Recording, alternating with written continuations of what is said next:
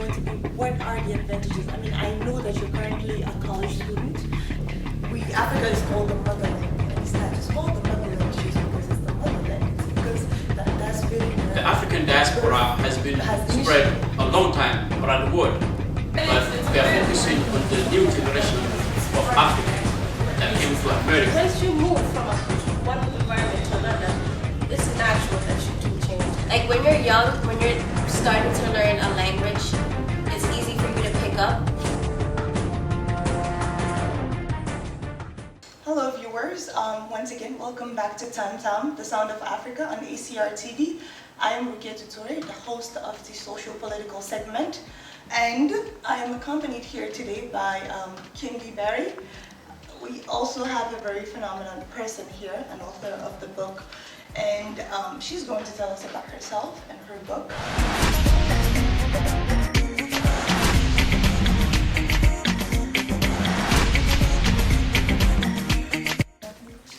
Cindy, thank you so much for being here today with us. Thank you. I recently just finished reading your book, and before I even go into anything, I want to thank you for writing that book because I loved it. Which made me wonder, is this your first book, or did you write any other book before? I want to thank you so much for reading it, and I've had so many opportunities to hear from the readers how this book has helped them. And yes, it is my first book. The reason why I wrote it was because last year a friend of mine had passed away back in September, and I found myself going through symptoms of depression. I was struggling with why did this have to happen to my friend, and I felt I need to stay motivated, keep motivated, and yes, this is my first book, and I'm so glad that it's out there. And so the book is called How to Stay Motivated. Yes. Tell us more about that. Sure, yes. As I was saying, a friend of mine had passed away back in September 2014, and I was going through depression, and my friend was so loving and so heartwarming. Whenever people came across her path, she made them feel comfortable in their own skin. And so she suddenly passed away from cardiac disease, which is one of the main diseases that people of African descent pass away from. And so when I heard about her death, I was going through depression, and I was actually trying to find ways to be motivated by going to the salon or getting my manicure done. And one Friday I was off from work and I decided to go to the salon, and my husband actually sent me an email with 10 things about how to, actually 11 things on how to stay motivated. It was just a list, and while I was at the salon, as women know, we spend 5 to 6 hours there, and during that whole time I decided to write the first draft of this book. So within 5 to 6 hours I had the first draft of this book, and I definitely put it to good use, and I just wrote down my thoughts about each point, and decided to publish the book a month later after doing the edits again.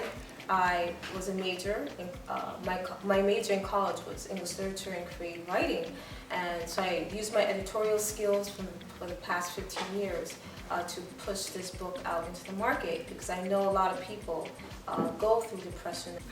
So thank you very much. That was a beautiful answer. And I'm sorry for your friends passing away. I'm truly sorry. So my next question is going to be about the youth. It's very difficult for us nowadays to stay motivated, with school, with our goals, even with family, basically. It's very rough. And so especially with the African American community, let's say. What's your advice? What do you have to say to those youth who are out there struggling to keep it motivated? Definitely. One part of my book talks about staying focused. A lot of today's youth are distracted by many things. Too many things are pulling them in different directions. They may be in the wrong crowd, they may be distracted by what they see on TV.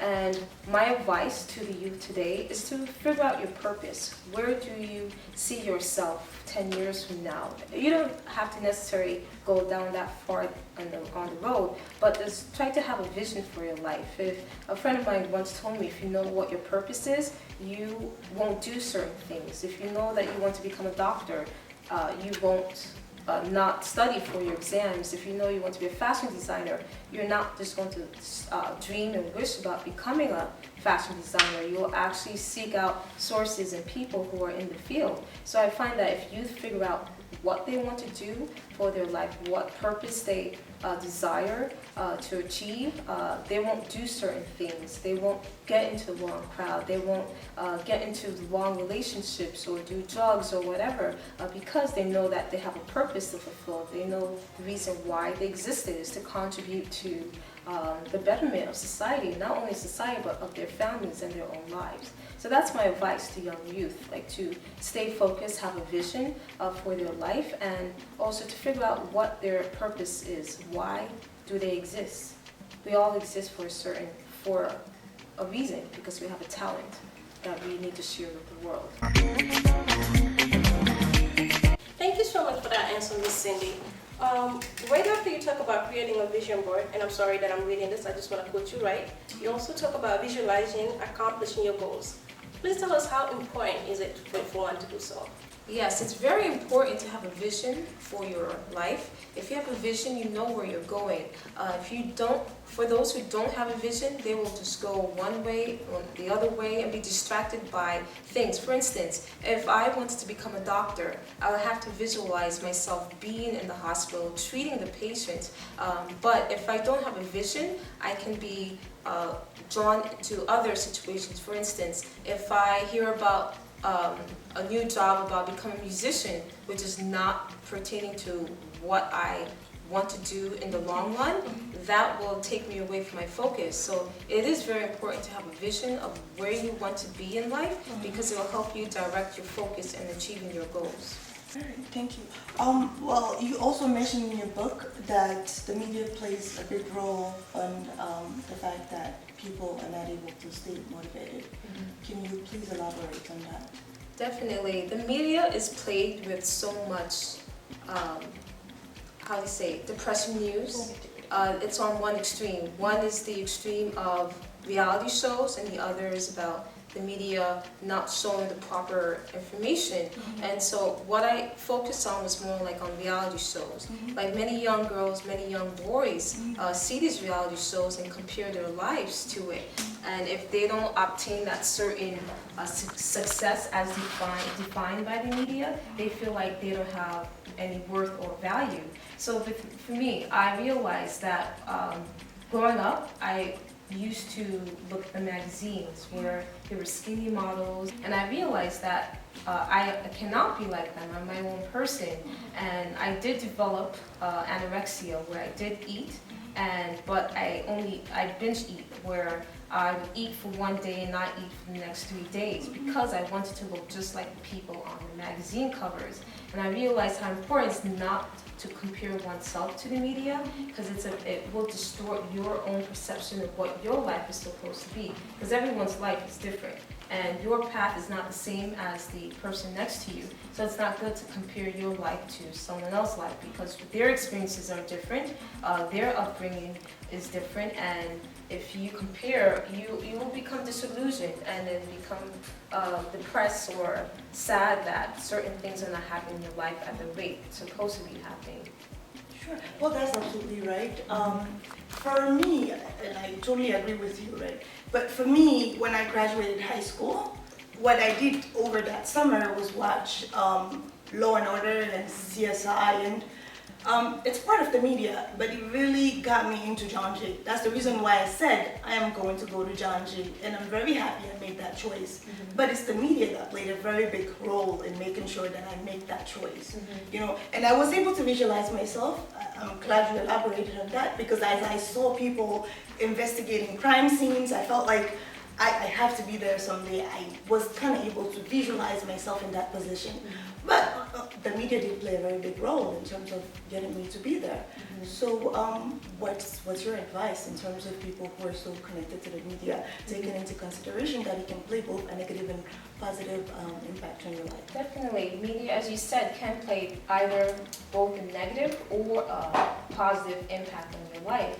And for those who want to aspire to become successful, they should make that choice, that personal choice, whether they will allow certain images, certain voices from the media to affect their lives. But the only concern I have is that if a young girl is looking at certain shows on TV that does not display proper behavior but negative behavior that will continue on outside of the, but for instance, actors, some of them are not held liable for the actions they do, but for the young girls, if they display the same negative behavior, they don't have the resources to bail them out of jail or to bail them out of certain situations or relationships. And again, it's best to be make your own personal choices, whether they're positive or negative.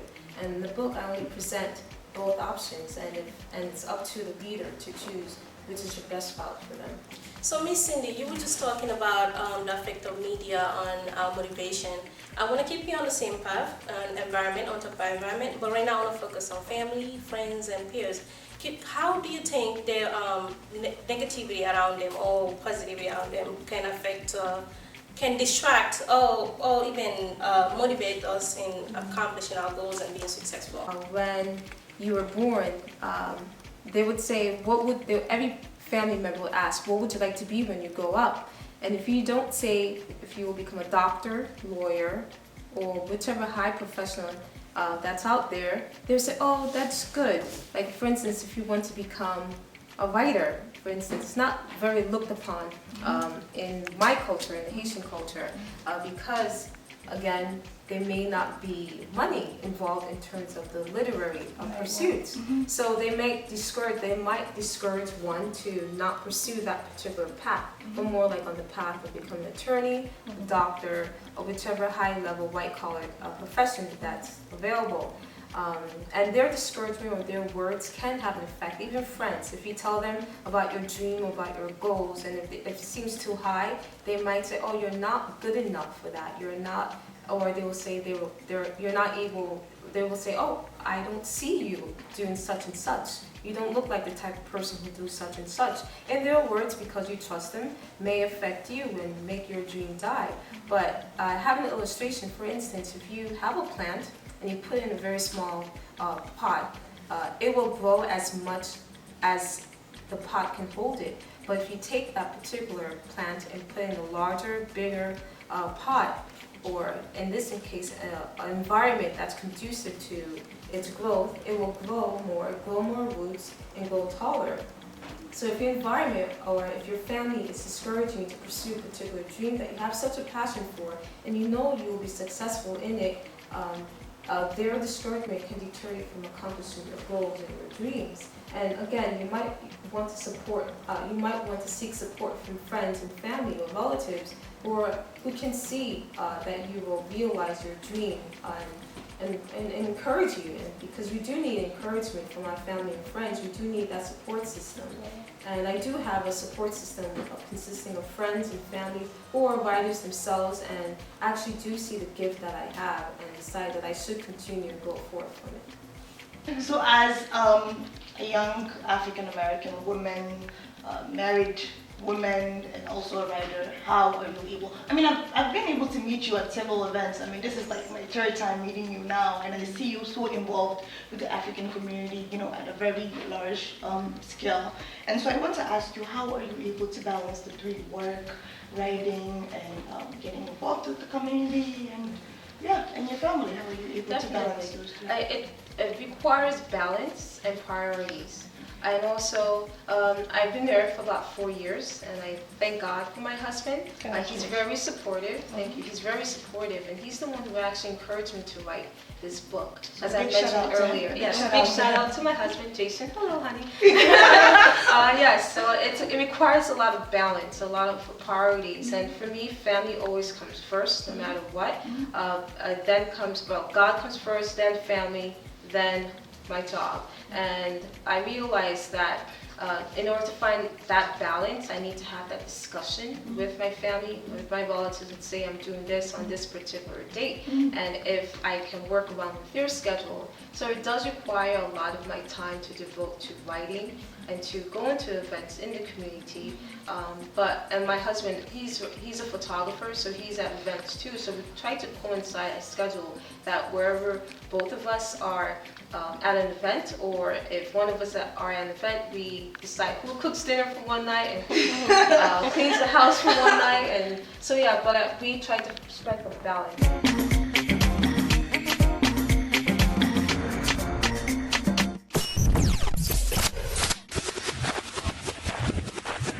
Where do you get your inspiration from?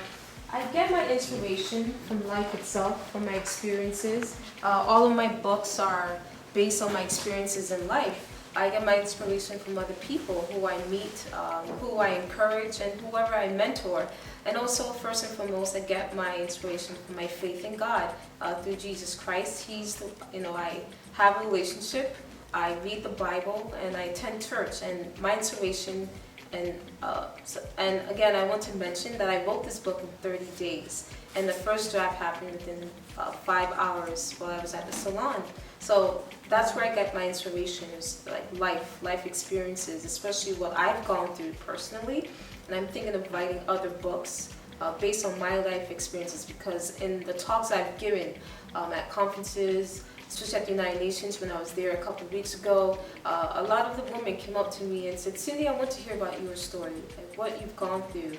And I've gone through so much in my own life, and I'm just writing it down bit by bit, so that whoever I come across, like whoever had suffered from anorexia, whoever suffered from depression, I can speak to them and say, you can get out of it. If I got out of it, you can get out of it yourself. And that's how I get my inspiration, through people that I meet on my daily walk. Do you find it different to actually meet people in person, and how do you also find it easier to get your message across, or is it the same feeling for you? Like for me, writing is such a personal, solitary event. When I write a book, it's just me, my computer, and a cup of tea. But when I'm meeting face to face with a client, with a young woman, very different, because with writing, it's just me and my computer. But with writing, I meet different personalities who've gone through so much. I'm currently in talks with a group who cater towards young women under 18 who were ostracized by their families because they got pregnant and they had children. And so, I deal with these types of women from different backgrounds, and it's amazing how different writing can be. Writing an act involves a solitary act, involves me. It's just me and myself. But when I speak to women, it's very dynamic. It's so much more lively than being in a room in front of a computer. Definitely, for sure. You've mentioned that faith is very important to you. It's one of your priorities, and it's one of your inspirations, I guess. How important is faith to you in terms of keeping it motivated? Definitely. The definition of faith is to hope for things that you don't see. And as in our earlier conversation, we talked about having a vision for our lives. And when we have a vision of where we want to be, we're not there yet. So that requires faith. That requires a seed of faith to be planted. So for me, my faith in God allows me to be more compassionate, more understanding of people, and even know that I am living for a greater purpose than for myself. That's what I believe my faith has helped me in this journey. Because 1 year ago, I was not imagining that I would be here on the TV show, and I thank TamTam, ACR TV, for allowing me to be here and to be with you guys. And I would never imagine that. So that's what faith is. It takes you out of your comfort zone to go forward in life. All right, about the youth. It's very difficult for us nowadays to see very traumatic experiences, right? So what advice do we have for these young women in terms of, making sure that they keep it motivated? When you look at a $100 bill, no matter what you do to that $100 bill, if you crush it, if you spit at it, if you bruise it, if you tear it apart in half, it's still a $100 bill. It still has value. So I want to say to the women that they still have value, no matter what they've gone through in life, what they experience in life. They could have been beaten, bruised, affected by whatever situation they've gone through. They still have worth, they still have value. and they still have a purpose to pursue. I've gone through my personal struggles myself, and I remember a time when I didn't want to continue to live. I didn't want to exist anymore because of that experience I had several years ago. And I decided, well, I still have value, I still have worth. What can I do with that? So I decided to transform my pain into purpose and power so I can inspire other young women to live, to go on and understand that they do have a purpose, they do have hope, no matter what situation you're going through. And actually, a good friend of mine, who I'm writing her book now, Mai Claudine Mukambanyo, that during the time when I was going through my struggles, I was Googling the word, why do I exist? And her organization came up. And her. Right, definitely. And then her story, if you read her story, you would think that your personal struggles are nothing compared to hers because she was a survivor of the Rwandan genocide in 1994. She lost her family, she lost her mom, her sisters, her relatives, pretty much everyone. But if you meet her today, she has complete joy. And interacting with her several years ago, I decided, well, yes, I'm going to transform my own pain, my own struggles into purpose and power. Turn around what was meant for evil, what was meant for my harm, I will change that and turn around to something that's good. And so whoever tried to destroy my life, per se, during that time my life was about to be destroyed, and I decided to turn it around and turn to something positive and good so that other women may be inspired. Thank you so much for those beautiful words of motivation. We mentioned earlier that you are from Haiti originally. I want to know, do you speak any French, and can we expect a book in French? Yes, I was actually born here in the United States, but my family's from Haiti. So I didn't really grow up in the Haitian culture, and I didn't understand my upbringing or identity until recently, about 3 years ago, when my grandmother visited us from Haiti, and she turns 105 at the end of this month. Wow. Yeah, and it's amazing. So I hope it passes down on to me. Yes. So I won't be writing a book in Haitian Creole, that's a language of Haiti, or even in French, but however, I will write about one of its cultural food, like the cuisine. Everyone loves food, so I decided to write a book on all of my grandmother's recipes and other people's recollections and thoughts about Haitian food. And I've gotten some thoughts from Edward Stanticat, who's a well-known Haitian author. I've got some from elected officials in the Haitian community, such as Joseph Champagne. I've got from other community activists as Margaret Tropnas. And yeah, so that will be I'll release that book in a couple of months. And I've been working on it for about three years, since I first met my grandmother back in 2012. Oh, so that is your next project? Yes. That's the next book that we're, I guess, supposed to be expecting? Definitely. Very soon. Yes. All right. And so my question to you now is, what advice do you have for those who are thinking of going into literature and writing? Definitely. With literature, with writing, the business is for those who have patience and who have a passion for writing literature. If you have a day job, keep it, because it takes time to get to the level where you want to achieve that success that you see in your favorite author. I have a day job, and I try to balance my work schedule with my creative writing schedule, and it's a hard balance. Again, you have to put food on the table if you have a family, so definitely keep your day job, but never let that passion die for writing, because if that's your first love will never leave you. If you think about it, it will Your follow husband you. will be watching. My first love, he's my first love actually. So, and by God's grace, we'll be together for. But that's another story. But yeah, like have that passion, have that desire, keep it burning by writing every single day, or even every week, or whenever you have a free time, and just keep your day job until you reach that level of success that you desire. Alright. So Miss Cindy, I want to thank you so much for being here today. But before we wrap up the show, I want to give you an opportunity to address anything that we may not have touched on the show. Is there anything else you would like to say to the viewers? I just want to tell the viewers that you have a purpose. You were born with a gift and a talent. I hope you use it to encourage and change the world around you, change your community, and even change your family.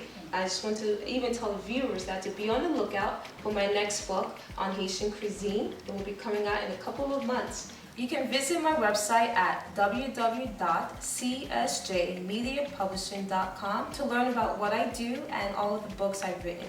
Be on the lookout of my next book. Thank you. All right. My last question to you is going to be, where can viewers purchase this book from? So how can we get a hold of Definitely. your book? People can order my book, How to Stay Motivated, on Amazon.com or even on my website, www.csjmediapublishing.com. Once again, it's www.csjmediapublishing.com. Well, thank you so much for being part of this panel today. Thank you. We've heard some very inspirational words, and we hope that you continue to stay in touch and be a friend of TamTam, I will. the Sound of Africa on ACR TV.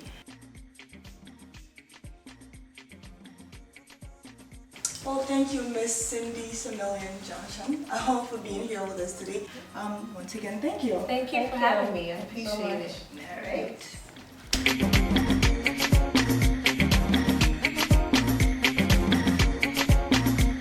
Shout out to TamTam, the Sound of Africa.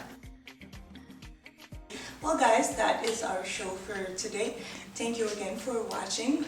This is TamTam, the Sound of Africa on ACR TV. Thank you. Hope to see you again soon.